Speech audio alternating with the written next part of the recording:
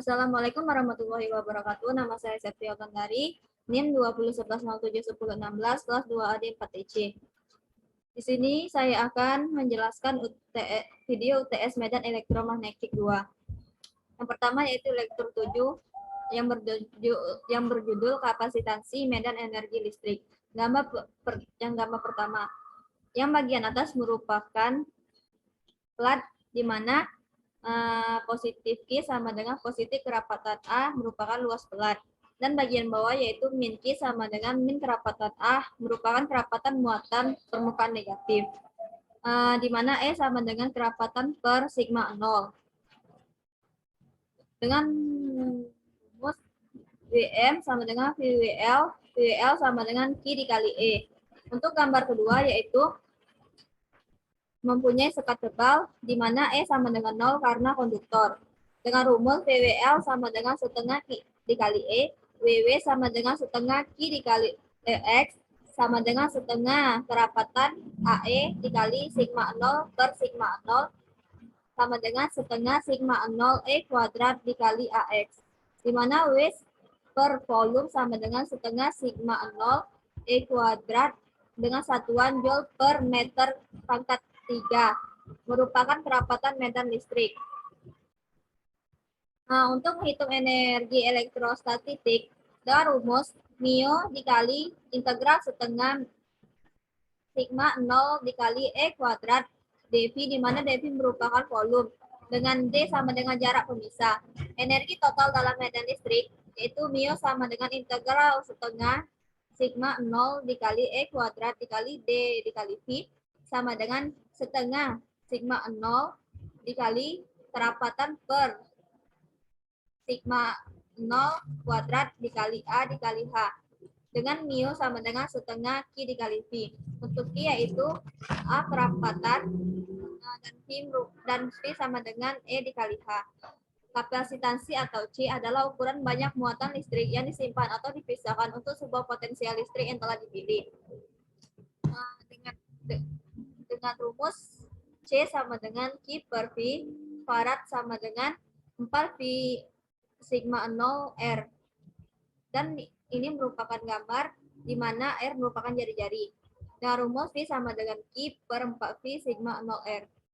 Di sini terdapat gambar A di mana muatan negatif yang semakin kecil muatan jarak semakin besar kapasitansi, dan gambar B yaitu muatan positif di mana semakin dekat A ke B semakin besar efek kapasitansinya, dengan rumus C sama dengan A dikali sigma 0 per D. Baiklah, dari penjelasan materi ini terdapat demo dan saya akan menampilkan demo tersebut. The current meter. So the one on the right there is the ammeter, the current meter. And you see here these two plates.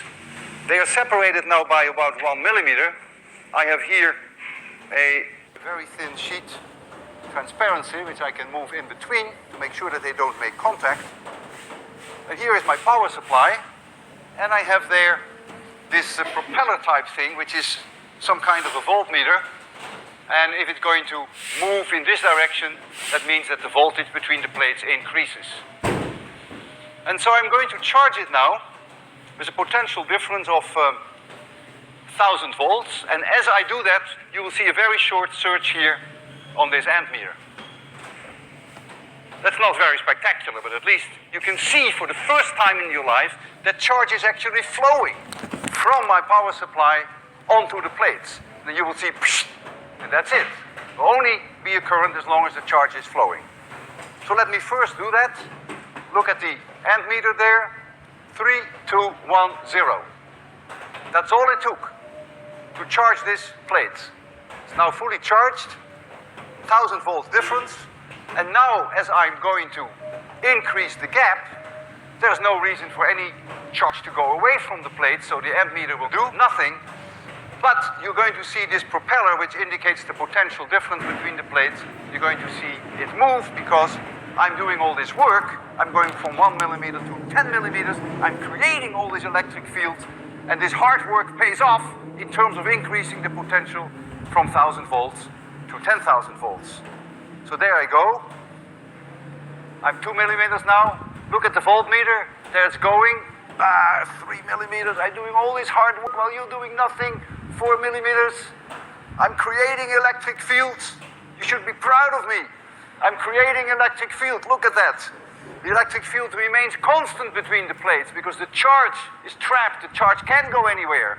I'm now at 7 millimeters, 7,000 volts, 8,000 volts. I'm at 9 millimeters, 9,000 volts. Notice that the end meter does nothing. No charge is flowing to the plates. No charge is flowing from the plates. I'm now at 10 millimeters, and now I have created a huge volume, electric field, and the potential difference is 10 times larger than it was before. And so you see that I indeed have done work. You see it here in front of your own eyes. 27 ini membuktikan bahwa sebenarnya muatan energi mengalir dari catu daya atau power supply ke pelat. Ketika pelat diberi jarak, maka baling-baling bergerak ke kiri, sehingga merupakan medan listrik di antara pelat. Medan listrik akan tetap konstan antara pelat karena muatan terperangkat dan terlihat bahwa ampere meter tidak bergerak. Ini menunjukkan tidak ada muatan yang mengalir ke pelat atau dari pelat. Baiklah, didapatkan kesimpulan dari demo tersebut yaitu di mana terdapat sebuah lampu, kapasitor, dan power supply. Ketika tegangan diberikan 100 volt dengan energi yang tersimpan sebesar 5 joule, maka lampu akan hidup dalam beberapa detik. Dan saat menambahkan tegangan menjadi 250 volt, maka kita akan menyimpan energi sebesar kurang lebih 30 joule. Maka lampu akan hidup lebih lama. Kemudian saat dinaikkan sebesar 330 volt, maka kita memiliki energi sebesar 50 joule. Maka lampu akan meledak atau pecah. Dapat disimpulkan bahwa semakin tinggi tegangan yang diberikan, maka lampu tersebut pecah karena sudah melampaui daya simpan energi pada lampu. Namun jika kita memberikan energi yang sesuai dengan daya lampu, maka lampu akan hidup lebih lama. Jika energinya sedikit, maka lampu akan hidup sebentar, tergantung tegangan yang diberikan.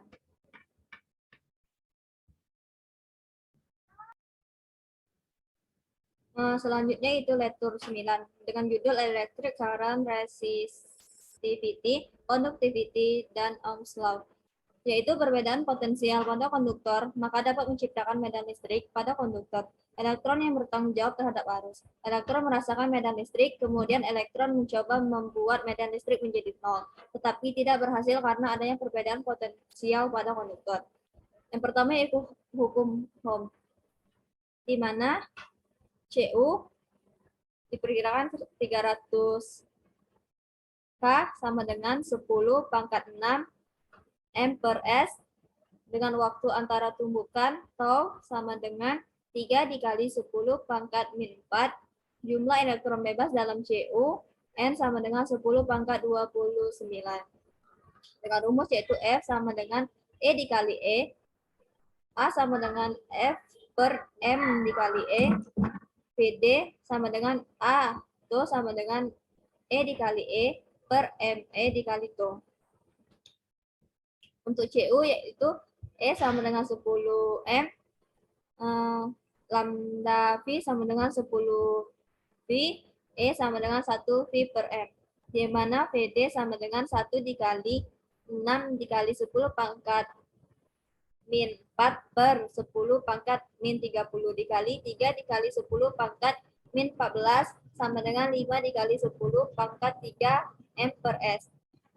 Untuk menyusuri kawat panjang 10 meter akan memakan waktu sebesar setengah jam. Selanjutnya dalam sebuah kawat, di mana L merupakan panjang kawat, di mana tegangan yang masuk yaitu sebesar 1 volt, dan kerapatan sampai dengan V per L, di mana I sama dengan kerapatan A dikali V per L. V sama dengan L per kerapatan A. Untuk I sama dengan F dikali D dikali A dikali N dikali E sama dengan E kuadrat dikali N dikali T per M dikali E. Untuk kerapatan merupakan daya konduksi. Kerapatan Cu sama dengan 10 pangkat 8. Nah, di mana P sama dengan 1/6 resistivity. Nah, dengan rumus P sama dengan I dikali R, R sama dengan L per kerapatan A, sama dengan L dikali P per A. Nah, untuk hukum Ohm juga sering berlaku untuk osilator, di mana panjang pada tabung ini yaitu sama dengan 1M, di mana untuk konduktor yang bagus AU, AG, W kerapatan sebesar 10 pangkat 8, E 10 pangkat min 8, R 10 pangkat min 2 ohm, dan I atau arus yaitu sebesar 100 ampere.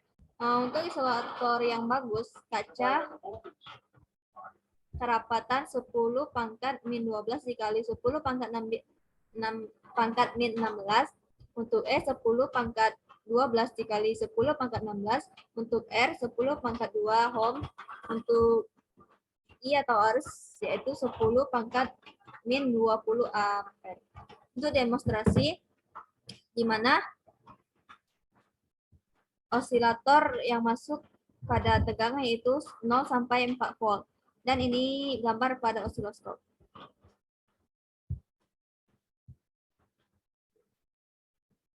Selanjutnya yaitu lektur 11 dengan judul medan magnet, gaya Lorentz, torsi, motor listrik atau DC. Untuk setiap magnet masih memiliki dua kutub, misalnya kutub A dan kutub B. Kutub A akan saling tolak-menolak, kutub B saling tolak-menolak juga, tetapi kutub A dan B saling tarik-menarik. Listrik memiliki dua polaritas dan bebas memilih positif atau negatif. Monopol listrik terjadi jika memiliki muatan positif dan muatan negatif, dan jika memiliki positif negatif dengan kekuatan yang sama itu disebut dipol listrik. Profesor Gilbert menemukan bahwasanya bumi adalah magnet raksasa dan ia membuktikan dengan kompas, dan sebab itulah Gilbert adalah orang yang pertama kali memetakan medan magnet bumi. Seorang fisikawan Bernard Ørsted menemukan bahwa jarum medan magnet merespon arus dalam kawat dan hal ini menghubungkan magnet dengan listrik. Ørsted menyimpulkan bahwa arus dalam kawat memiliki medan magnet dan jarum magnet bergetar sebagai bentuk respon terhadap medan magnet yang dihasilkan oleh kawat. Selanjutnya adalah lektur 13 dengan judul muatan bergerak di bidang B, siloktron, spektrometer, massa, dan LCH. Di mana yang pertama yaitu gaya Lorentz, di mana vektor F sama dengan Q dalam kurung vektor V dikali vektor B. Di mana maka gayanya I VB sama dengan MV kuadrat per R, dengan R sama dengan MV per QB, R sama dengan akar 2 MV per QB kuadrat. Di mana gaya Lorentz tidak bisa mengubah kecepatan energi kinetik, tapi dapat merubah arah kecepatan.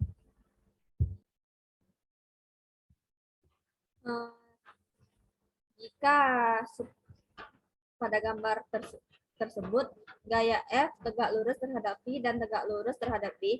Jika muatan tinggi, maka gaya Lorentz tinggi. Radiusnya kecil. Jika medan magnet tinggi, maka gaya Lorentz tinggi dan radiusnya kecil.